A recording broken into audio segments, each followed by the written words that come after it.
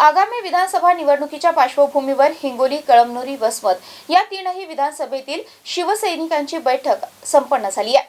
महाराष्ट्रामध्ये महायुतीचं सरकार यावं आणि पुन्हा मुख्यमंत्री हे एकनाथ शिंदेच हे व्हावे अशी माझी इच्छा आहे, असं प्रतिपादन आमदार संतोष बांगर यांनी केलंय। आमचे प्रतिनिधी आवेश शेख यांनी त्यांच्याशी संवाद साधलाय, पाहूयात।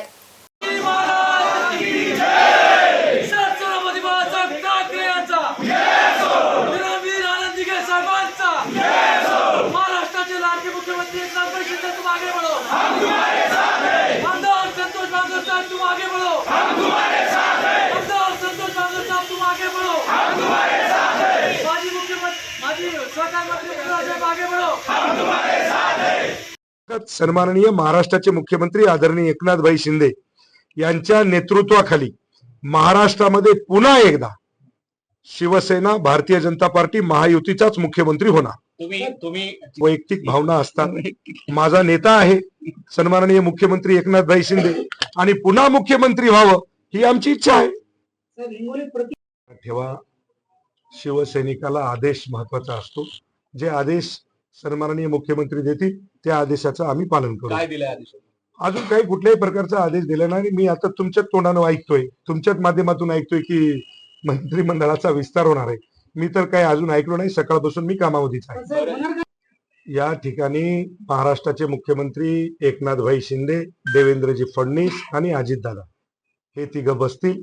जो निर्णय देतील तो निर्णय शिवसैनिकाला मान्य असतो। शिवसेना जिल्हा प्रमुख म्हणून तुमची काय शिफारस काय असणार आहे? शिवसेनेचे जिल्हा प्रमुख म्हणून आमची तर शिफारस हीच असते की कळमनुरी असेल, वसमत असेल, हिंगोली असेल, या तिन्ही जागा आम्हाला द्याव्यात, हे मागणीचा भाग असतो। हे बघा, पोलचं काहीच खरं नसतं, तुम्ही बघितलं असेल। आता मागच्या लोकसभेमध्ये सुद्धा पोलचा विषय झालाच। आता या मागच्या विधानसभेला राजस्थानची तुम्ही जागा बघितली असेल, मला वाटतं युपीचे विषय झाले असतील। त्याच्यामुळे पोलचा विषय नसतो, लोकसभेचा आणि विधानसभेचा हा आखाडा अलग असतो। त्याला टीका केल्याशिवाय आणि असं काही केल्याशिवाय दुसरा पर्याय उरलेला नाही।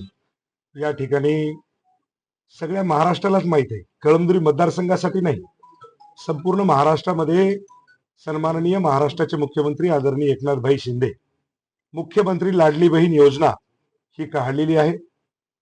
मागच्या काही दिवसापासून फॉर्म सुद्धा भरण्यात, ऑनलाईन असतील ऑफलाईन असतील, हे फॉर्म भरणं चालू आहे।